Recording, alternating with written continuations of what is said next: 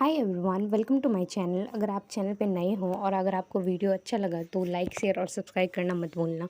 आज मैं बात करने वाली हूँ what I mistakes I feel I am doing my drop year and hope I will try to overcome this as early as I can start my preparation for the next year. Since अभी मैं कुछ भी नहीं कर रही हूँ, बस ऐसे ही थोड़ा बहुत पढ़ रही हूँ ताकि बुक के टच में रहूँ, क्योंकि फिर से नए तरीके से स्टार्ट करना बहुत टफ़ हो जाता है। बहुत दिन के बाद तो सच में बहुत ज़्यादा टफ़ हो जाते हैं। बहुत ज़्यादा बात ना बनाते हुए चलो बेसिकली हम बताते हैं कि हम क्या क्या मिस्टेक कर रहे हैं। फर्स्ट आई थिंक कि मैं कर रही हूँ टेस्ट एनालिसिस का, और इस बार मैंने बहुत सारे टेस्ट दिए थे। लास्ट टाइम तो मैंने टेस्ट बहुत कम ही दिए थे, लेकिन इस टाइम मैंने बहुत सारे टेस्ट दिए थे, बट स्टिल मैंने एनालिसिस नहीं किया तो उसके वजह से एक मेरी हो सकती है वीक पॉइंट। दूसरा जो मुझे लगता है कि इनऑर्गेनिक का और बायोलॉजी का एनसीईआरटी पढ़ना बहुत ज़्यादा इंपॉर्टेंट।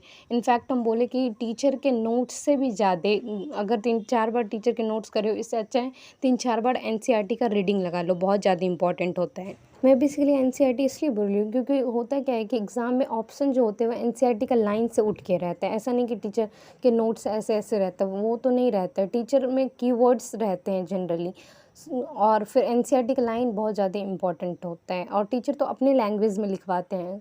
जो यूज़ टू लैंग्वेज होता है, जो समझ में आए, वो वाला लैंग्वेज रहता है। थर्ड थिंग जो मुझे लगता है मैंने लैक किया वो ओएमआर फिलिंग। मैंने टेस्ट तो बहुत सारे दिए थे, इनफैक्ट टेस्ट में भी मेरा होता था कि गलत ओएमआर फिल होता था, बट हम सोचते थे कि हाँ ठीक हो जाएगा ऐसा वाला। लेकिन इनफैक्ट मेरे एग्ज़ाम में भी 2 ऐसे गलती हुए जो मैंने ओएमआर फिलिंग में गलत करे थे।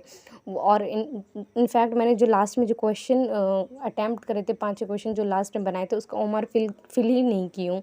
जब मेरा आंसर सेट आया था तब पता चला कि ओएमआर में वो फिलिंग हुआ नहीं है। फोर्थ थिंग जो मुझे लगता है इंपॉर्टेंट है वो क्वेश्चन प्रैक्टिस रिग्रेस वाला होना चाहिए। इनफैक्ट फिजिकल और फिजिक्स में तो बहुत अच्छे तरीके से क्वेश्चन प्रैक्टिस होना चाहिए, क्योंकि मतलब इनऑर्गेनिक और बायोलॉजी में तो थ्योरी वाले क्वेश्चन होते हैं तो उतने रिमेंबर हो जाते हैं, बट इस दोनों में प्रैक्टिस बहुत होना चाहिए।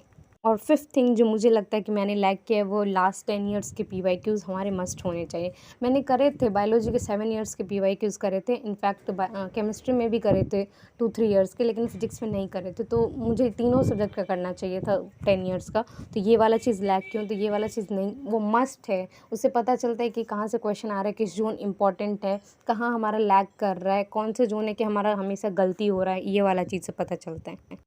6 जो है बहुत इंपॉर्टेंट, वो है मल्टीपल टाइम रिवीजन होना चाहिए। इनिशियली हमारे पास कम होते हैं चैप्टर्स तो रिवीजन होता रहता है, बहुत अच्छे से होता है, तो इनिशियल वाला जोन होता है, बट धीरे धीरे जैसे जैसे चैप्टर नंबर्स कंप्लीट होते जाते हैं, लोड बढ़ जाता है, और फिर रिवीजन वाला जोन जो हो जाता है वीक हो जाता है। वो वाला चीज़ मेरे साथ भी होता है, बहुत वीक हो रहा है मेरा, मतलब हुआ था मेरे साथ रिवीजन में, और इसी की वजह से हो सकता है कि ज़्यादा अच्छे तरीके से रिवीजन ना होने के कारण मेरा गलती जो है ज़्यादा, इनफैक्ट 16 क्वेश्चन मेरा ऐसा है जो रॉन्ग हुआ था।